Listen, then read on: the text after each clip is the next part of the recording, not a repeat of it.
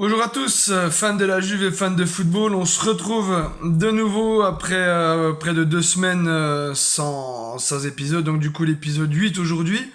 Donc j'ai été un petit peu absent des réseaux pendant 2 semaines. J'ai profité de mes vacances estivales. Pendant ces 2 semaines, j'ai pu partir quelques jours, histoire de couper un petit peu du quotidien, du boulot, tout ceci, et en profitant du coup de la trêve internationale pour ne pas faire de vidéo. Je voulais en faire quand même une espèce d'édition spéciale pendant la trêve internationale. Manque de temps clairement, donc du coup je n'ai pas pris le temps, je n'ai pas eu le temps surtout de créer, de faire une vidéo spéciale. De toute manière, l'actualité de la Juve était en stand-by pendant cette trêve internationale. On a suivi les 3 matchs de l'Italie, du coup ce match nul contre la Bulgarie, un partout, le match nul contre la Suisse 0-0, et cette belle victoire 5-0 contre la Lituanie. On retiendra les performances du coup sur le match contre la Bulgarie, le fabuleux but de Federico Chiesa et le très bon match de Federico Bernardeschi aussi contre la Lituanie. Après ces 3 matchs de l'Italie, on plus ou moins rassuré par rapport au dernier match, par rapport au match nul contre la Bulgarie et la Suisse. On avait l'impression, excusez-moi, que l'Italie s'était un petit peu reposée sur ses lauriers, si je puis dire, et du coup on a retrouvé un petit peu la sérénité, et comment dire, le panache et la réussite surtout devant le but de la part de la Squadra Azzurra.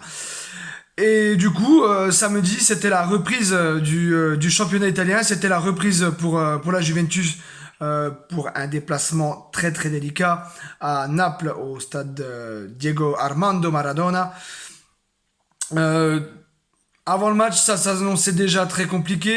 Il y avait l'absence des Sud-Américains qui jouaient encore le vendredi, donc du coup pour leur compte, le compte des qualifications pour la Coupe du Monde. Donc du coup, dans les sélections respectives, que ce soit la Colombie, l'Argentine, le Brésil, etc., il manquait du coup tous les Sud-Américains du groupe de la Juventus. Mis à part Weston McKennie, qui a été exclu de la sélection américaine pour manque du protocole sanitaire.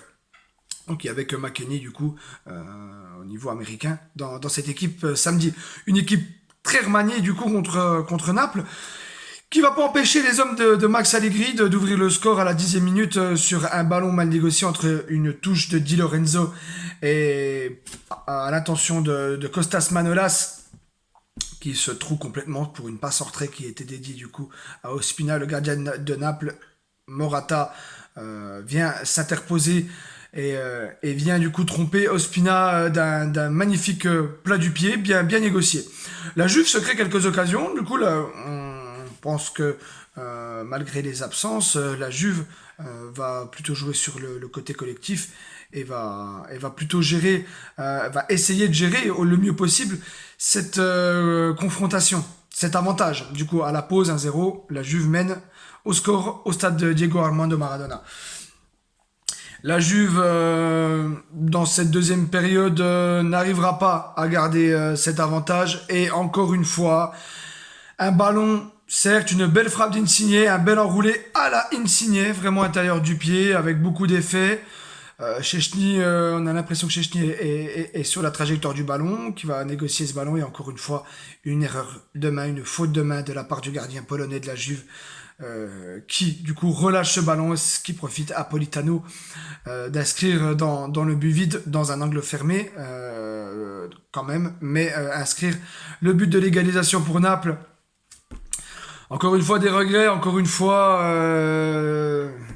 une énième erreur de la part de Szczęsny qui commence vraiment à faire douter plus d'un. On avait déjà des doutes par rapport aux erreurs à Udinese. Là, ça fait quand même beaucoup. Ça fait quand même beaucoup de la part du gardien polonais. Je pense qu'il y a un moment, ça va chauffer pour sa place. Alors, encore une fois, c'est difficile de taper, de taper sur l'ambulance, surtout en temps de crise, la crise avec la crise que traverse la Juve. Tout le monde est coupable dans ces moments-là, mais en plus de la crise que la Juve traverse, on n'a pas besoin des erreurs de Szczęsny en plus de ça. Donc, euh, on veut bien lui pardonner sur une, deux erreurs qui arrivent tous les 6 mois ou quoi. Là, ça fait quand même 3 erreurs en 3 matchs. C'est quand même très problématique. Donc, moi, je pense qu'à un moment donné, il va falloir créer un espèce de choc psychologique, quitte à écarter Szczęsny de sa place de titulaire. Je ne dis pas d'écarter du groupe, mais pourquoi pas essayer Perrin et profiter justement euh, de, de l'état de forme, de l'état de niveau du moment de Szczęsny pour pourquoi pas lancer Perrin, qui est un gardien prometteur, qui est un gardien jeune, plein d'avenir. Pourquoi pas est-ce peut-être le moment de lancer Perrin dans les buts? On aura les réponses dans les jours à venir. Et pour revenir à ce match, du coup, la Juve va retomber un petit peu dans ses travers. Après cette égalisation, on sent vraiment le match qui tourne et malheureusement, car l'épisode, le scénario du match fera que Naples égalisera sur un corner, un ballon anodin.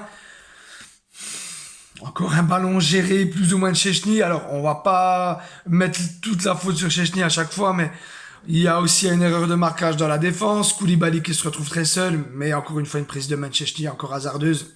On va lui laisser le bénéfice du doute. Et Koulibaly qui poussera le ballon dans les buts vides. Et ça fera 2-1 pour Naples. Et ça fera 3 points de perdu à nouveau. Le bilan de la Juve pour ces 3 matchs. Match nul, défaite, 1 point sur 3, 1 point sur 9, donc 1 point en 3 matchs pour les hommes de Max Allegri. L'ambulance, les gyrophares tournent plein pot. La crise, un semblant de crise commence à arriver. Alors certes, il y avait de nombreux absents. Certes, il y avait Federico Chiesa blessé. Du coup, Max Allegri n'a pas pris de risque. Il ne voulait pas l'aligner pour ce match contre Naples, car il y a d'autres échéances à venir. Du coup, il y a aussi des échéances importantes qui arrivent. Mais quand même, c'est très compliqué ce début de saison. Je pensais vraiment pas que... alors je pensais qu'on allait avoir des difficultés, que la Juve allait avoir des difficultés, mais là quand même, sur ces 3 matchs, il va falloir réagir très très vite. Il va falloir vraiment se relever les manches et rattaquer les prochains matchs qui arrivent vraiment avec un autre état d'esprit, une autre envie de faire, avec bien sûr des cadres qui seront présents. Le but est de prendre un maximum de points sur les prochains matchs à venir, ce qui est vraiment important, car là, on perd déjà 8 points sur 3 matchs, ce qui est énorme en Serie A, ce qui est énorme au vu des autres équipes en forme. Je prends l'exemple de l'Inter, bien sûr, du Milan AC, et de la Roma. On a vu hier soir que la Roma également a gagné chez elle contre Sassuolo. Des équipes seront là, les gros seront là, donc il est important en ce début de championnat de prendre les points. Après, du calme aussi, la saison est longue, des erreurs il y en aura pour toutes les équipes, des points qui vont être lâchés il y en aura pour toutes les équipes. On a vu l'Inter du coup être accroché par la Sampdoria ce week-end 2-2. Ça montre qu'il y aura des coups à faire aussi. Prochaine échéance pour la Juve, Malmö, premier match du coup de la Ligue des Champions en Suède. Donc du coup, l'équipe de la Juve qui retrouvera ses cadres pour l'occasion. Et dimanche soir, ce match contre Milan à 20h45. Du coup, voilà, une très très belle semaine en perspective. Le message qu'on peut retenir, c'est de rester unis pour ce début de championnat. Ça fait mal au cœur. En tant que supporter, moi le premier, je suis dévasté de ce deuxième début de saison.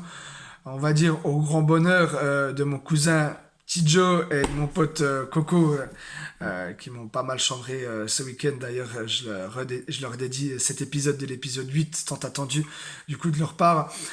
Et du coup, voilà. Donc on aura à cœur, on aura le plaisir de suivre ces 2 matchs en espérant du coup une réaction de la part de la Juve. J'en doute pas, j'ai confiance vraiment en ce groupe. Tout n'est pas fini, voilà. Merci en tout cas pour vos conseils. Je croise pas mal de gens qui vraiment me félicitent pour mes vidéos. Merci à vous pour votre soutien, pour vos conseils aussi que j'ai pu recevoir de votre part. N'oubliez pas de vous abonner à ma chaîne si c'est pas encore fait, de mettre le petit pouce bleu sur la vidéo. Je vous souhaite un très bon visionnage, une belle rentrée un petit peu en retard de ma part. Vraiment, j'espère que tout s'est bien passé pour vous, loulou, et pour vous-même. Moi, je vais profiter encore de ma petite semaine de vacances qui me reste, qui va me laisser l'occasion de suivre vraiment les prochains matchs de la Juve et de préparer les petits débriefs aux petits oignons. Voilà. Je vous laisse, je vous souhaite une bonne journée. Profitez de cette dernière belle journée ensoleillée, on va dire, du mois de septembre. Et je vous fais de gros bisous. Je vous dis à bientôt, les amis. Gros bisous à vous. Fino alla fine et forza Juventus. Ciao, ciao.